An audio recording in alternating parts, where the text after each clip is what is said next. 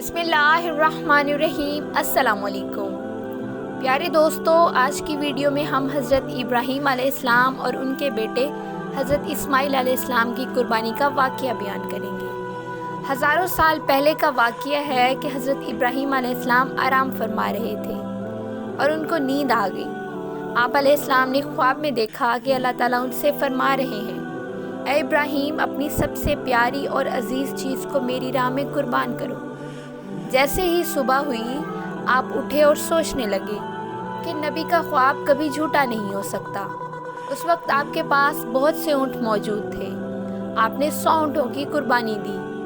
پھر اگلی رات حضرت ابراہیم علیہ السلام آرام فرما رہے تھے، ان کو خواب آیا۔ آپ نے خواب میں دیکھا کہ اللہ تعالیٰ ان سے فرما رہے ہیں، اے ابراہیم، اپنی سب سے پیاری اور عزیز چیز کو میری راہ میں قربان کرو۔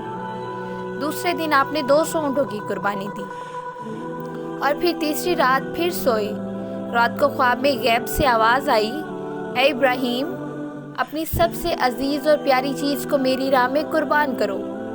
جیسے ہی صبح ہوئی تو حضرت ابراہیم علیہ السلام سوچنے لگے کہ سب سے پیاری چیز تو میرا بیٹا اسماعیل ہے۔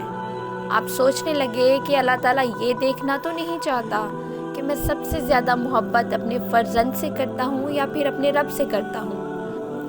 پھر آپ نے فیصلہ کیا کہ آپ اپنے بیٹے کو، اپنے لگتے جگر کو اللہ کی راہ میں قربان کریں گے۔ حضرت ابراہیم علیہ السلام حضرت ہاجرہ کے پاس آتے ہیں اور فرماتے ہیں، اے ہاجرہ، آج اسماعیل علیہ السلام کو تیار کرو، اسے غسل کراؤ اور خوشبو لگاؤ اور اس کو نئے کپڑے پہناؤ۔ آج ہم اپنے دوست کی دعوت پہ جا رہے ہیں۔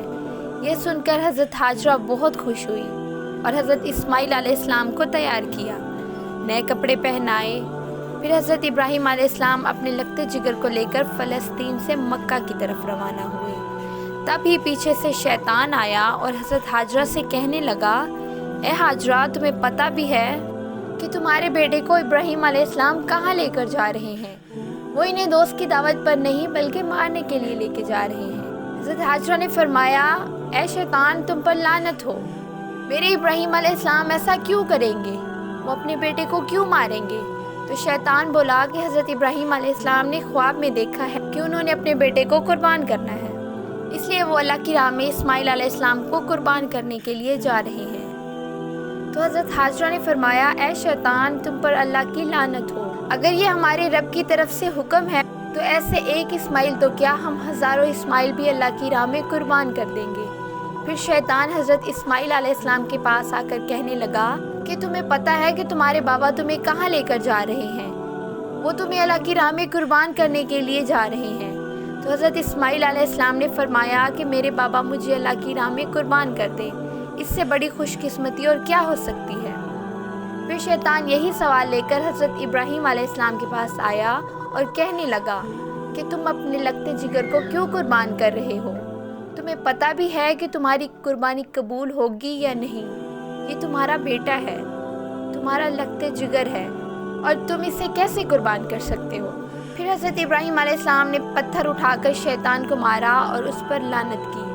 بتایا جاتا ہے کہ تب سے ہی مکہ شریف میں حج کے دوران شیطان کو پتھر مارا جاتا ہے۔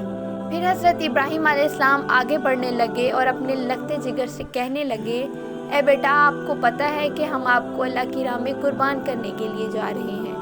تو حضرت اسماعیل علیہ السلام نے فرمایا کہ اے بابا جان، میرے لیے اس سے بڑی خوش قسمتی اور کیا ہو سکتی ہے کہ اللہ کے نبی مجھے اللہ کی راہ میں قربان کرنے کے لیے جا رہے ہیں۔ حضرت اسماعیل علیہ السلام نے فرمایا، بابا جان، میری آپ سے ایک التجا ہے، جب آپ میرا گلا کاٹو تو آپ مجھے دیکھ نہیں پاؤ گے، اس لیے آپ میرے ہاتھ پاؤں رسی سے باندھ دو، اور بابا جان، میں چاہوں گا کہ آپ اپنی آنکھوں میں بھی پٹی باندھ لیں تاکہ آپ کو رحم نہ آئے۔